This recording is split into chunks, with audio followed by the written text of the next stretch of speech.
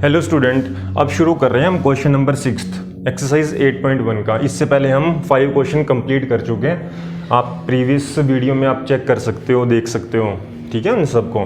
अब इसमें क्वेश्चन में देखो क्या बोला गया आपसे, if angle A and angle B are acute angles, ठीक है, such that cos A is equal to cos B. तो हमने शो क्या करना है, तो एंगल ए किसके इक्वल है, एंगल बी के। सबसे पहले आप इसका मीनिंग समझो, देखो इस लाइन का। तो इसमें क्या बोला गया है, if angle A and angle B are acute angles. Acute angles क्या होते हैं बच्चों, ठीक है, एक्यूट एंगल्स, एक्यूट एंगल होते हैं जो एंगल लेस देन 90 होते हैं, ठीक है, लेस देन 90, उसको क्या बोलते हैं, acute angles. Less than 90 degree उसको बोलते हैं एक्यूट एंगल, ठीक है। और जो मोर देन 90 होते हैं उसको क्या बोला जाता है, और बट लेस देन 180, 190 से तो मोर होते हैं बट 180 से लेस होते हैं, उसको ऑब्ट्यूस एंगल बोलते हैं, ठीक है। यहाँ एक्यूट की बात चल रही है, तो एक्यूट एंगल लेस देन 90 वाले। और इसमें क्या बताया गया है, ए और बी क्या है, एक्यूट एंगल। सबसे पहले एक राइट एंगल ट्रायंगल क्रिएट करो। देखो आप सबको पता है ये तो 90 होता है यहाँ पर, ठीक है, तो इसको हम ए और बी नहीं ले सकते, तो इसको कौन सा लेंगे, इसको सी लेंगे, ठीक है, क्योंकि इसने बता दिया ना ए और बी का है एक्यूट एंगल, मतलब लेस देन 90 से कम है, तो इसमें ये ए ले लो, सी तो यहाँ आ गया, तो ये बी ले लो, ठीक है। चाहे आप बी इसको यहाँ रख सकते हो, ए को यहाँ रख सकते हो, आपने देखना है, ठीक है।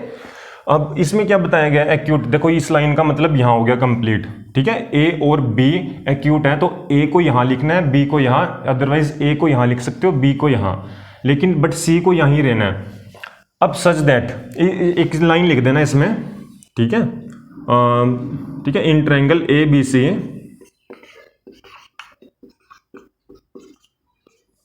ठीक है, इन विच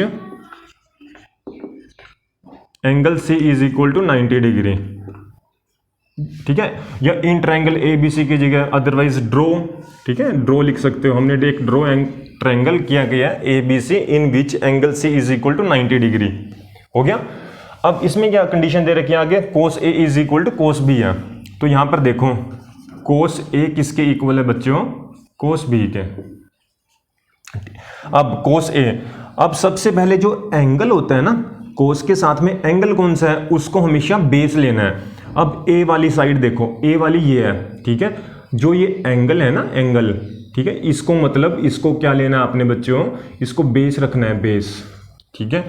और आपको बताया ये एंगल के सामने वाला, ठीक है, एंगल के जो सामने जो साइड होती है वो परपेंडिकुलर होती है, तो इसको पी रखना है, ठीक है, परपेंडिकुलर, परपेंडिकुलर कौन सी होती है, परपेंडिकुलर जो एंगल के सामने साइड होती है उसको परपेंडिकुलर बोलते हैं। अब देखो इस एंगल ए के सामने कौन सी साइड है, ये वाली। अब इसको रेशो में कन्वर्ट करो, रेशो में। अब आपको सबको पता है वैसे कोस ए को क्या बोलते हैं, जैसे पंडित बद्री प्रसाद हर हर बोले, हर हर बोले, तो साइन कोस, कोस यहाँ पर आता है, कोस तो बी अपॉन एच बोला जाता है ना, कोस को बी अपॉन एच बोलते हैं, तो इसको बी अपॉन एच मान के चलो, ये लिखा हमने बी अपॉन एच।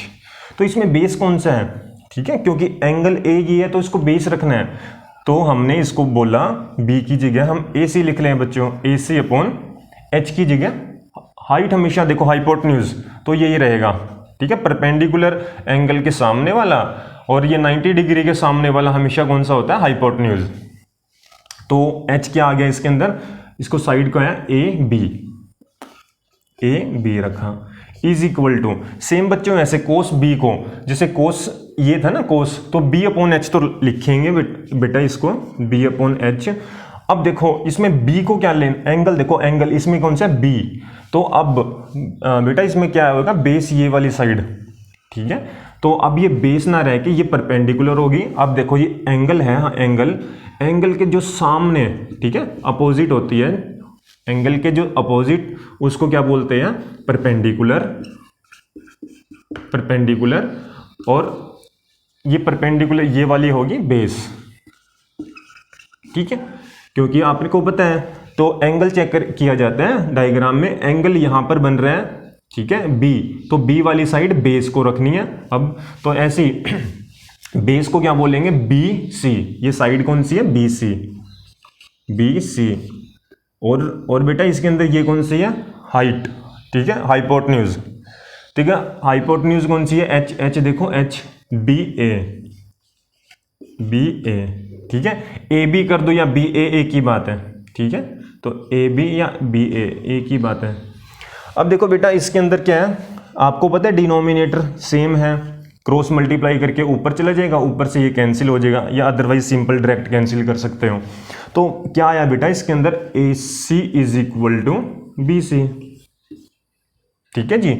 अब एक कंडीशन आपको बताएं, अब इसके अंदर क्या कंडीशंस क्या है, जब भी कोई एक ट्रायंगल के अंदर, ठीक है, जो कोई साइड्स क्या होती है, सेम, ठीक है, इसमें साइड बताओ ए सी, इसमें बता दिया आपको ए सी किसके इक्वल है, बी सी के इक्वल है, ठीक है, ए सी किसके, ये साइड किसके इक्वल है, इसके इक्वल है, तो उसके अपोजिट जो एंगल्स होते हैं ना, ठीक है, साइड्स के अपोजिट वो भी सेम होंगे, ठीक है।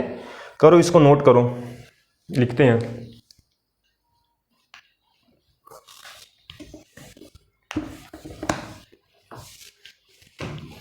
देखो बेटा इसमें कंडीशंस क्या है, when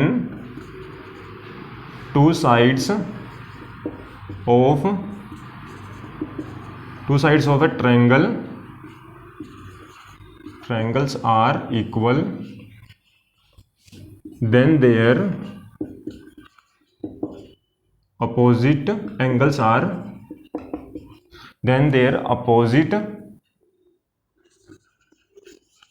angles are also equal, ठीक है जी।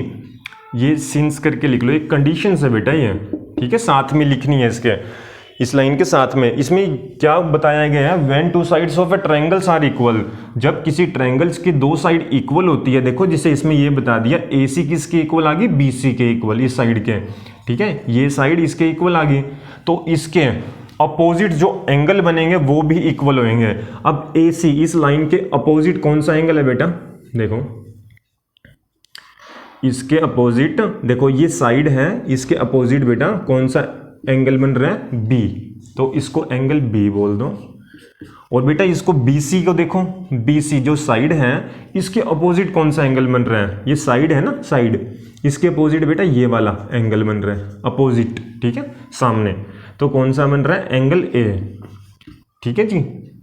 तो आपसे बच्चों यही बोला गया था क्वेश्चन में, cos A cos B के बराबर है, ठीक है, हमने इसको रेशो की फॉर्म में लिख दिया, तो शो कर दिया हमने, तो एंगल A किसके इक्वल है, एंगल B के, ठीक है, तो देयरफॉर एंगल A, इसको ठीक है शफलिंग कर सकते हो, इसको राइट साइड लेफ्ट साइड पे लिख सकते हो ऐसे, angle A equal to angle B, ठीक है जी। तो बेटा बस यही पूछा गया था आपसे क्वेश्चन में, ठीक है, हेंस प्रूव्ड, बस यही वाला अपना हेंस प्रूव्ड, यही फाइंड आउट करना था। बस ये कंडीशन लिख लेना, थोड़ा माइंड में ये ध्यान रखो, when two sides of a triangles are equal then their opposites angle are also equal. किसी भी ट्रायंगल की दो साइड इक्वल होती है, ठीक है, जो साइड इक्वल है उसके सामने वाला जो एंगल बनेगा वो भी इक्वल होगा, ठीक है।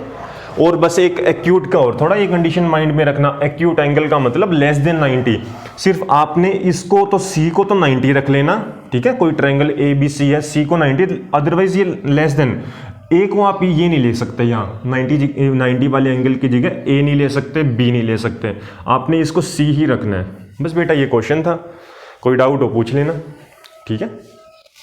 उम्मीद करता हूँ आपको क्वेश्चन आ गया होगा, बहुत ही इजी मेथड से करवा रहा हूँ मैं आपको सारे क्वेश्चंस।